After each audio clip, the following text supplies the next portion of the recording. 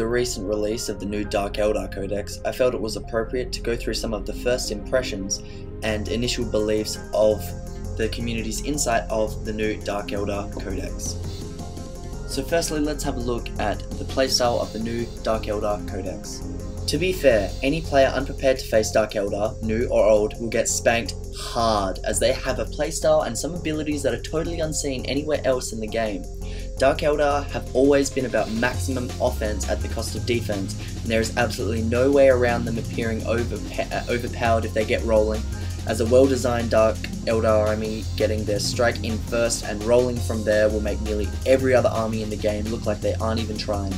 The counter to this, and the reason why the new codex will also get mixed reactions between "oh my god cheese" and "oh my god unplayable," is the fact that when it goes wrong, it properly goes wrong and you get stomped fairly quickly.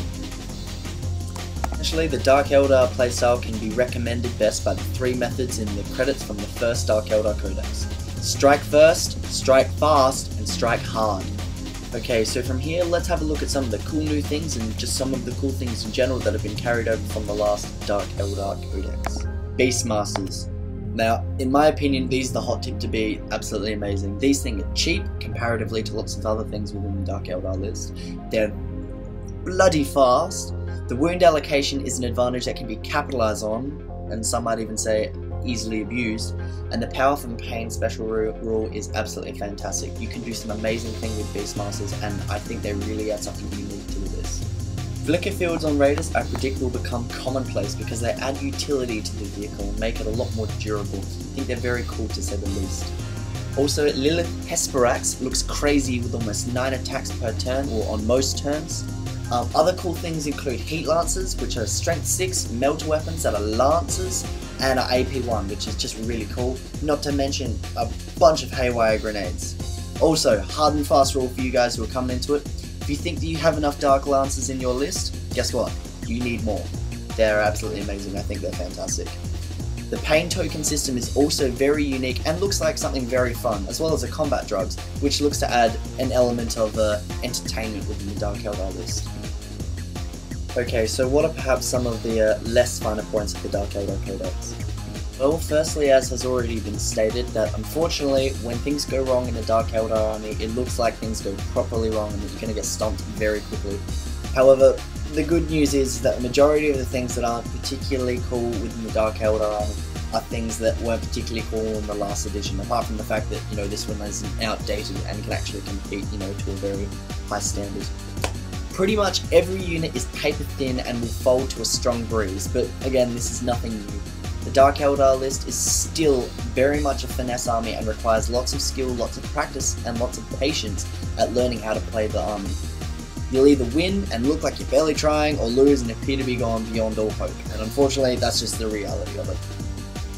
One of the main reasons for this is that the majority of the units within the Dark Eldar list that can put out high amounts of damage can take very little, and those things that can take a lot of damage themselves are not hugely useful on the battlefield in terms of putting out damage, which is what the Dark Eldar really need. So it's trying to find that balance so that you're surviving but still being able to do damage. So keep that in mind when you're constructing your list. To prospective Dark Eldar players, here's a little, I guess, template that you can use from which to build your force out from that I guess you could use as a default for you starting off your brand new Dark Eldar army. Firstly, a HQ choice of your choice. Keep in mind that unless you have a very specific plan on how you want to use the, and correct me for those of you Dark Eldar players who know what they're talking about, the Homunculus, or sorry, I'm not entirely sure, the Succubus, or any special characters, then it's probably best to default to an Archon. They're probably the easiest to play, in my opinion. And you probably want to run 2 units of warriors decked out a little like this.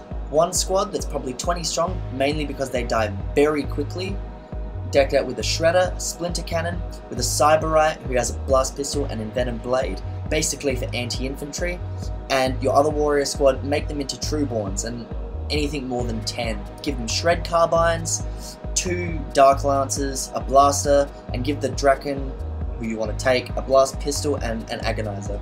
Basically, this is for high toughness and anti-tank sort of dealings. Now that we've had a brief look at the gaming capabilities of the Dark Eldar, let's take a look at the aesthetics possibilities of the new force. Dark Eldar combine the sleek and graceful Eldar with the dark, spiky and somewhat insane appearance of the Chaos Marines. One might be mistaken for believing that Dark Eldar use spikes as currency because they are everywhere on the models, and to be honest, I think they look pretty cool. As much of the list has been recently released through GW, lots of the models available are plastic and of a very high quality. This means you can have a cheap and easy to build list much quicker than many older armies. This wraps up our brief chat about the new Dark Eldar. Hopefully it has provided you with a little bit of insight about the new Codex and will help you gain a bit of understanding before you invest in your next new army. Thanks a lot guys, catch you in the next video.